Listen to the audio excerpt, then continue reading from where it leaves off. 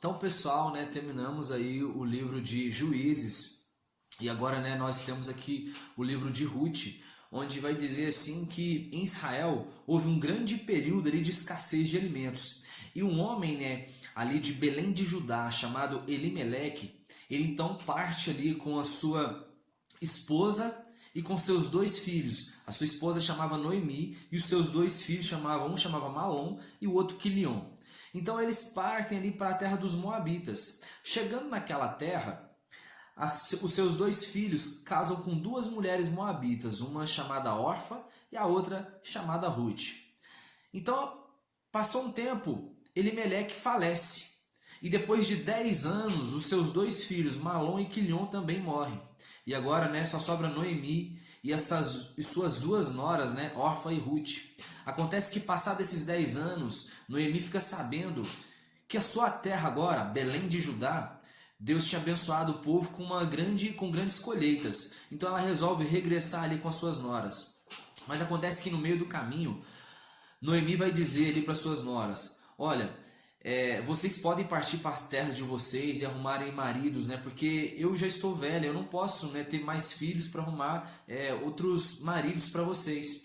Então, as duas naqueles momentos, né, Ruth e Orfa, elas começam a chorar. E Ruth vai falar por uma segunda vez com elas. E nessa segunda vez, Orfa, ela vai chorar, mas ela vai despedir ali de Noemi dando um beijo no rosto dela. Só que Ruth resolve permanecer com Noemi e ela vai dizer, né, uma frase ali muito marcante que diz o seguinte: pois aonde quer que fores, irei eu.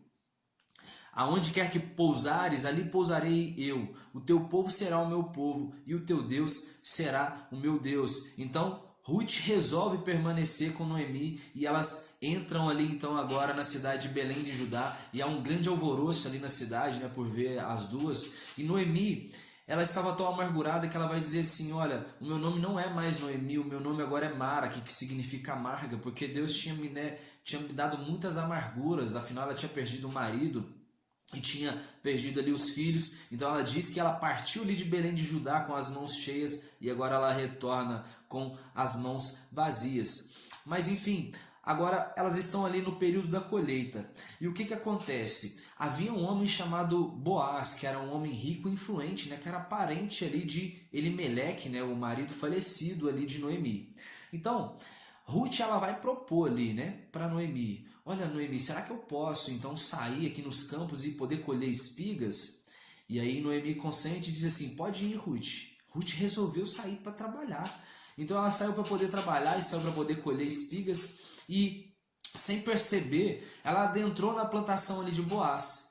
Boaz, ele percebe aquela moabita ali, né, colhendo espigas e pergunta para o povo quem era ela. E aí eles vão dizer que era Ruth. E Boaz, ele conhecia a história de Ruth, como ela tinha decidido, né, ficar com a sua sogra Noemi. E aí ele, né, vai conversar ali com Ruth e dizer que admirava muito, né, pela história que ela tinha, como ela tinha tratado ali a sua sogra. Então o que acontece? Ele vai oferecer ali, né, uma comida para Ruth e vai deixar ela colher espigas ali. A Bíblia diz que ela pegou ali 25 quilos de cevada, né? E Boaz disse ali para os seus trabalhadores para deixarem, né, espigas caírem ali para Ruth poder pegar. Isso estava na lei lá em Levítico, né, que você tinha que deixar ali para o órfão, o estrangeiro e a viúva. Então nós tínhamos agora, né, Ruth, que ela era estrangeira e ela também era viúva. Então Boaz estava cumprindo a lei ali, pedindo para os seus servos, né, deixarem as espigas caírem. Aí o que acontece? Ruth chega em casa, né, com todas essas espigas, com toda a colheita que ela teve, e ela disse que adentrou na plantação ali de Boaz. E aí Noemi vai ficar encantada e vai dizer assim: nossa, Ruth, esse homem é parente nosso e ele tem direito de resgate sobre nós. Então, Noemi naquele momento ela vai sentir assim: olha, eu tenho o dever, né, de arrumar aqui, de definir o destino aqui de Ruth. Então, ela vai dar um plano para ela e vai dizer o seguinte: olha, perfuma-se, né, e vai no lugar aonde Boaz dorme e você vai deitar lá aos pés dele. Então, Ruth faz conforme Noemi disse. Ela adentra ali, né, de novo nas plantações e vai ao lugar aonde Boaz tinha o costume de dormir. E à noite ela descobre ali os pés de Boaz e deita aos pés dele. No meio da noite, Boaz ele vai acordar, e assim que ele acorda, ele assusta, né, vendo Ruth aos pés dele, mas Ruth vai dizer assim: meu senhor, estenda teu manto sobre nós, porque você tem o direito de resgate, né, sobre mim. Então, naquele momento, Boaz vai dizer: olha, minha filha, esse ato seu, ele excede o primeiro que você teve com tua sogra Noemi. Pode ficar tranquila, eu vou dar um jeito nisso. Então, ele vai dizer o seguinte: olha, Ruth, tem uma coisa aqui, porque existe um outro parente nosso que ele tem o direito de resgate, né, na minha frente. O direito é dele. Então, se ele não quiser esse direito, né, de resgatar vocês, pode deixar comigo. Então, Boaz ele vai ali para o portão da cidade e, coincidentemente, aquele rapaz estava passando, que tinha o direito de resgate na frente de Boaz. Então, Boaz chama 10 homens e ele vai dizer: olha, aquele parente nosso chamado Elimeleque, né, você tem direito sobre as terras deles, e por que você não fica com essas terras? E logo o rapaz fica animado, né, em ficar ali com as terras, mas Boaz diz o seguinte: olha, você pode ficar com as terras, mas junto com as terras você vai ter que ficar também, né, com Ruth.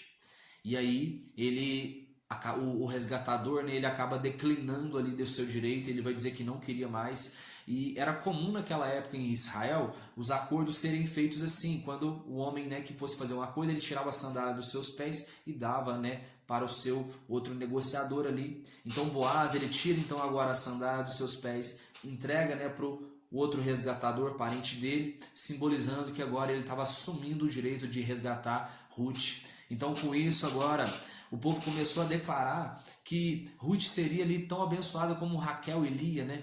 Lembra que eles estavam aqui em Belém de Judá e Raquel havia sido sepultada ali, Jacó havia construído uma lápide, né, para Raquel naquele local. Então eles estão dizendo agora, o povo da cidade, que Ruth vai ser abençoada como Raquel e Lia. Então Raquel era uma mulher, né, muito bem conhecida entre eles, né?